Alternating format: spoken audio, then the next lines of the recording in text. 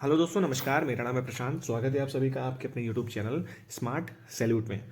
दोस्तों, आज के वीडियो में मैं आप लोगों को बताने वाला हूं कि यदि आप किसी इम्पैलेंट हॉस्पिटल में ट्रीटमेंट कराते हैं तो आपको क्या क्या प्रोसीजर्स फॉलो करने पड़ेंगे, और यदि आप नॉन इम्पैलेंट हॉस्पिटल में ट्रीटमेंट लेते हैं तो आपको क्या क्या प्रोसीजर फॉलो करने पड़ेंगे, क्या क्या डॉक्यूमेंट्स बनवाने पड़ेंगे, जिससे कि आगे आपके क्लेम पे कोई क्वेरी ना लगे।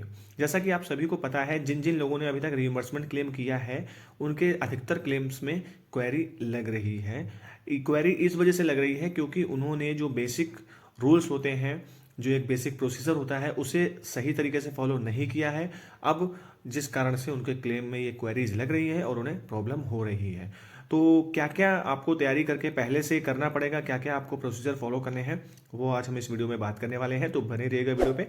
चैनल पे नए हैं तो चैनल को सब्सक्राइब कर लीजिएगा, बेल आइकन भी प्रेस कर दीजिएगा, ताकि मेरी कोई भी वीडियो आएगी इन फ्यूचर तो उसका जो नोटिफिकेशन है वो आपको टाइम से मिल जाएगा। तो चलिए, बिना देरी करते हुए वीडियो को स्टार्ट करते हैं। तो दोस्तों, सबसे पहले हम बात कर लेते हैं इम्पैलेंट हॉस्पिटल में यदि आप ट्रीटमेंट कराने जाते हैं तो आपको क्या क्या प्रोसीजर पहले फॉलो करने पड़ेंगे। सबसे पहले बात, यदि आपका केस इमरजेंसी है तब तो चलिए रेफर की कोई नीड नहीं है, आप सीधे हॉस्पिटल में जाके आप अपना ट्रीटमेंट कैशलेस ले सकते हैं। फिर आपको जो भी डॉक्टर जांचें और दवाइयाँ लिखता है, यदि वो हॉस्पिटल में अवेलेबल हैं तब तो ठीक है, आपको वो बाहर से लेने के लिए भी बोल सकते हैं, क्योंकि कई दवाइयाँ हॉस्पिटल में नहीं अवेलेबल होती हैं, तो आप बाहर से खरीदिए। हॉस्पिटल में दवाइयाँ अगर लिखी जाएंगी तो वो आपको फ्री ऑफ कॉस्ट दी जाएंगी। यदि आपको बाहर से लेने के लिए बोलेंगे तो आपको वो पैसा पे करना पड़ेगा। आप दवाइयाँ ले लीजिए, जांचें करा लीजिए, लेकिन जब आपका पेशेंट डिस्चार्ज होगा तब आपको वहाँ से क्या क्या डॉक्यूमेंट्स बनवाने हैं। देखिए, सबसे पहले आपको, अगर आईपीडी केस है तो आपको जो भी ओटी नोट्स हैं वो आपको डॉक्टर से ले लेने हैं इस कंडीशन में, क्योंकि इसके विषय में भी क्वेरी लग सकती है। तो ओटी नोट्स क्या होता है वो मैंने कई वीडियो में पिछले बताया है, आप देख सकते हैं। फिर आपको वहाँ से लेना है non availability receipt in house pharmacy, मतलब हॉस्पिटल की जो फार्मेसी है उसमें दवाइयाँ उपलब्ध नहीं हैं, इस वजह से आपको बाहर से लेनी पड़ी है, आपको पैसा पे करना पड़ा है, तो उसके लिए आपको एक सर्टिफिकेट हॉस्पिटल से बनवाना पड़ेगा। ये आपको लेना ही पड़ेगा, अदरवाइज इसमें भी क्वेरी लग सकती है। फिर आपको जैसे पार्शियल क्लेम, सॉरी, जब आप आईपीडी क्लेम करेंगे पोर्टल में जाके तो आपको आईपीडी फुल क्लेम कभी भी सेलेक्ट नहीं करना है। हाँ, ऑलवेज आपको आईपीडी पार्शियल क्लेम सेलेक्ट करना है, यही हमको सेलेक्ट करना है ऑलवेज। ठीक है, ये आपका हो गया। फिर आपका जब भी डिस्चार्ज सर्टिफिकेट लेने से पहले आपको सारे बिल, इवन डिस्चार्ज सर्टिफिकेट भी, जो वहाँ का हॉस्पिटल का डॉक्टर है उससे सारे बिल्स को वेरीफाइड कराना है और स्टैंप लगवानी है। ये मैं प्रेजेंट सिनेरियो के अकॉर्डिंग बता रहा हूँ कि क्या क्या क्वेरी लग रही है। मेरे पास डेली कोई ना कोई मैसेज आता रहता है इस विषय में कि सर बिल वेरीफाई कराने के लिए बोला गया है, मेरे को डिपेंडेंट कार्ड डाउनलोड करने के लिए बोला गया है, मेरे को ये प्रॉब्लम आई है तो ये करने के लिए बोला गया है। तो वही चीज़ें आज मैं आपको बता रहा हूँ, ध्यान से सुनिएगा।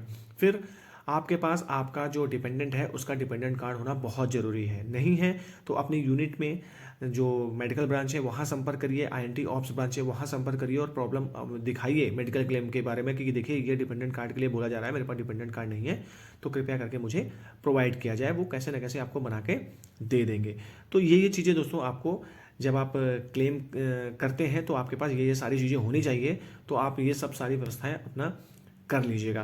फिर बात कर लेते हैं नॉन इम्पैलेंट हॉस्पिटल में।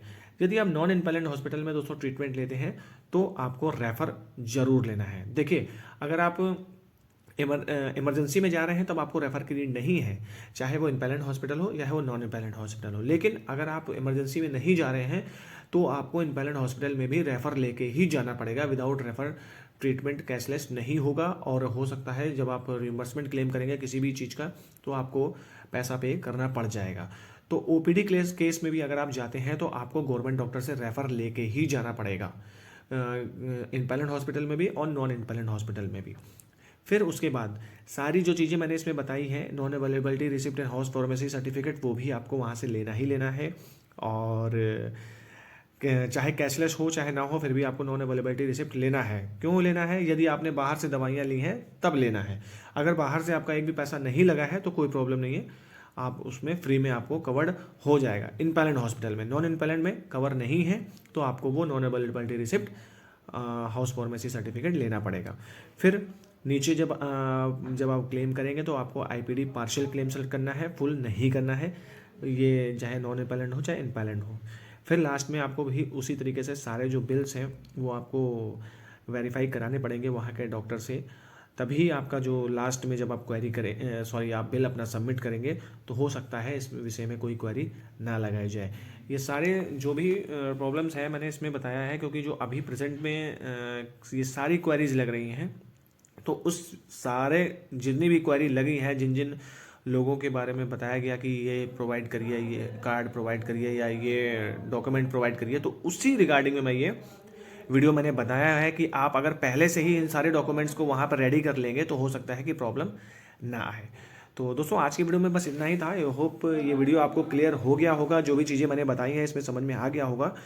तो अगर वीडियो पसंद आया तो प्लीज़ वीडियो को लाइक करिएगा, और चैनल को सब्सक्राइब नहीं किया होगा तो सब्सक्राइब भी कर लीजिएगा, वीडियो को शेयर भी करिएगा। मिलते हैं अगले वीडियो में, तब तक के लिए जय हिंद, जय भारत।